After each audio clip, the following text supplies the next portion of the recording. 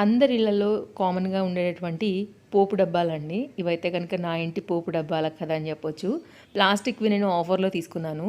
ఇప్పుడు మనకి December ending అంటే గనుక ఖచ్చితంగా మనం ఇంకా సంక్రాంతి నిలబడితే ముగ్గులు కూడా వేస్తూ ఉంటాం గదా!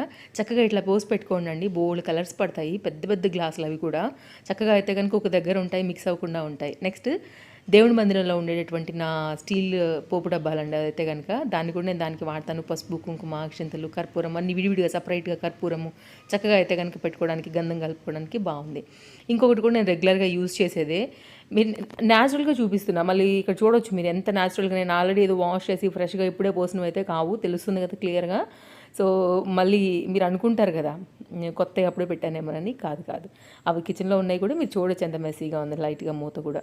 ఇదేమో డ్రై ఫ్రూట్స్ కోసం అని తీసుకున్నానండి. న్యూ ఇయర్ కోసం కొంచెం డైనింగ్ టేబుల్ దగ్గర అన్నీ అప్డేట్ చేద్దామని అయితే కనుక నేను దాచిపెట్టుకున్నవి కూడా ఇప్పుడు దింపుకున్నానండి. ఇది నా ఫేవరెట్ అనమాట పెద్దది. అండ్ ఇట్లా 4 పార్టియేషన్స్‌లో అయితే కనుక మిడిల్ బాక్స్ వస్తది. ధనియాలు లాంటివి ఎక్కువ క్వాంటిటీ పట్టాలంటే అది తీసి పెట్టుకోవచ్చు. అట్లా డిఫరెంట్ కాన్సెప్ట్స్ కోసం అయితే కనుక నేను కలెక్ట్ చేసుకున్నవి. యాక్చువల్‌గా నా దగ్గర ఇంకోటి మసాలాస్‌ది కూడా ఉందండి. ప్లాస్టిక్‌ది అది కూడా యాక్చువల్లీ ఇంకా పెద్దది అది.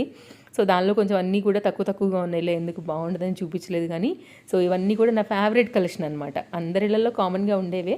ఇందులో నుంచి ఏదైనా నచ్చి తీసుకోవాలనుకుంటే ఫ్లిప్‌కార్ట్‌లోంచి తీసుకున్నాను. ప్రోడక్ట్ ట్యాగ్ చేస్తాను. చెక్అవుట్ చేయండి. Thank you.